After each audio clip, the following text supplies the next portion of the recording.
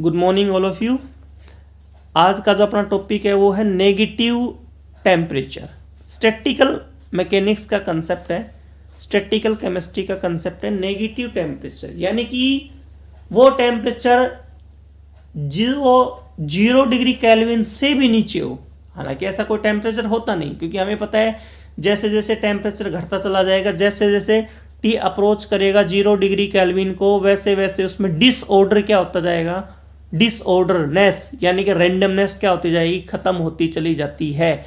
यही हम कहाँ पढ़ते हैं, नर्नेस्ट थर्ड लॉ। जो नर्नेस्ट थर्ड लॉ है वो यही कहता है, नर्नेस्ट लॉ या कह दो third law of thermodynamics, third law of thermodynamics. ये क्या कहता है कि एट 0 डिग्री केल्विन के ऊपर किसी भी परफेक्ट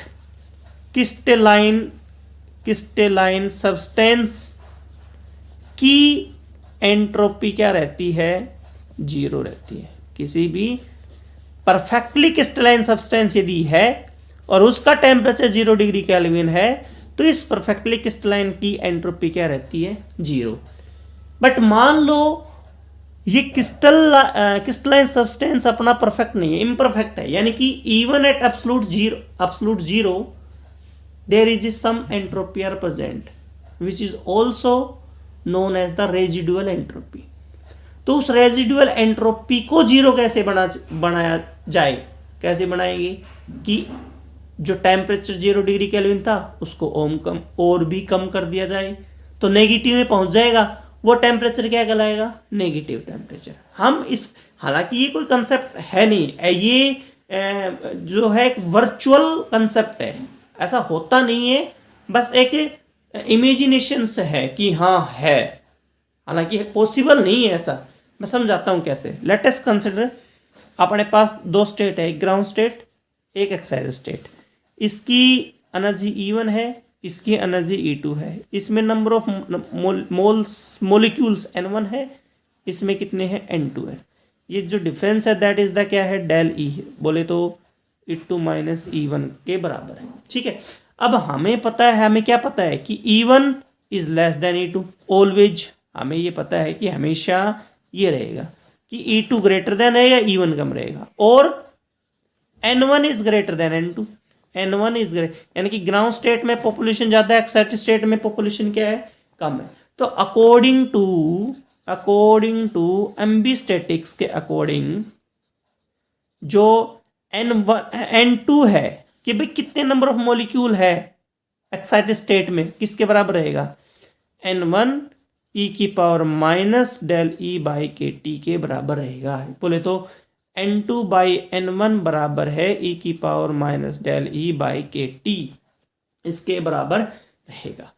अब यहाँ पे मैं कंडीशंस अप्लाई करता हूँ। कंडीशन क्या है भाई, कंडीशन ये है पॉपुलेशन इन्वर्जन, कि एट पॉपुलेशन इन्वर्जन, जब मैं पॉपुलेशन इन्वर्जन करता हूँ यानी कि N2 को ग्रेटर देन ले रहा हूँ N1 के कंपैरिजन में, N2 को ग्रेटर कर रहा हूं N1 की। हालांकि ऐसा पॉसिबल नहीं है कि भी जो E2 है एक्साइटेड स्टेट में पॉपुलेशन बढ़ जाए as compare to ground state, ऐसा पॉसिबल नहीं है। यानी कि यदि ऐसा हो गया इट मीन्स वो तो एक हाईली एनर्जेटिक मॉलिक्यूल है जो कि बहुत ज़्यादा स्टेबल है, ऐसा होता नहीं। जो भी कोई मॉलिक्यूल यदि स्टेबल रहना पसंद करेगा उसकी एनर्जी क्या होनी चाहिए, कम होनी चाहिए।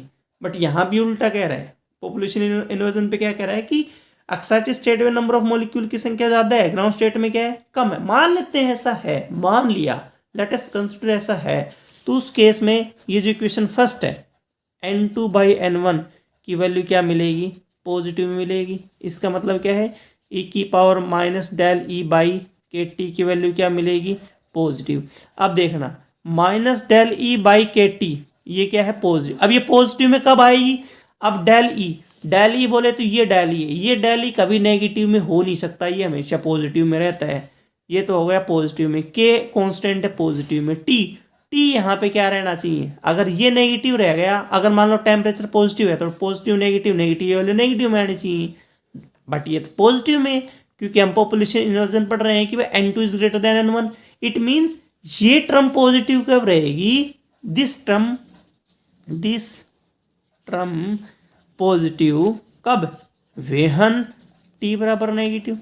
जब t नेगेटिव है यानी कि below 0 degree Kelvin n2 by n1 is equal to positive, which are not possible.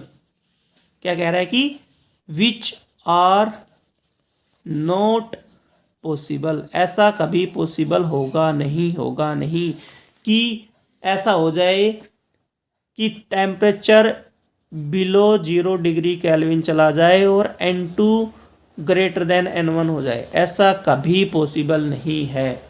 But यदि ऐसा है तो वहाँ टेम्परेचर बिलो 0 डिग्री केल्विन है।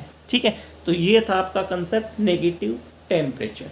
ठीक है, एक चीज़ समझने वाली है कि यहाँ पे 0 डिग्री केल्विन क्या है, केल्विन स्केल के ऊपर जो एब्सोल्यूट स्केल होता है, एब्सोल्यूट टेम्परेचर होता है वो इतना होता है 0 डिग्री।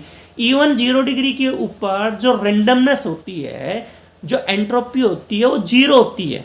किस केस में, किसी परफेक्ट क्रिस्टलाइन सब्सटेंस के केस में। यही क्या कहलाता है अपना Nernst third law of thermodynamics की at 0 degree Kelvin the entropy of perfect crystalline solid is 0। But वहाँ हम रेजिडुअल एंट्रोपी का भी कंसेप्ट पढ़ते हैं कि even at absolute 0 the entropy of a crystalline, मैंने ये नहीं कहा कि ऑफ ए परफेक्ट, नहीं, the at absolute 0 the entropy of a crystalline substance is present in a significant value which are maybe minor. Those entropy present even at absolute 0 for a crystalline substance known as the residual entropy. अब उस crystalline substance की 0 degree kelvin के ऊपर कुछ ना कुछ entropy है और उस एंट्रोपी की 0 करना है तो टेम्परेचर को नेगेटिव मिलाना पड़ेगा। और वो कब आएगा, जब आप लोगों को पॉपुलेशन इन्वर्जन करनी पड़ेगी। कब होगी, जब टेम्परेचर बिलो 0 डिग्री केल्विन हो जाए। ऐसा करना पॉसिबल है नहीं, बट यदि है तो यही होगा।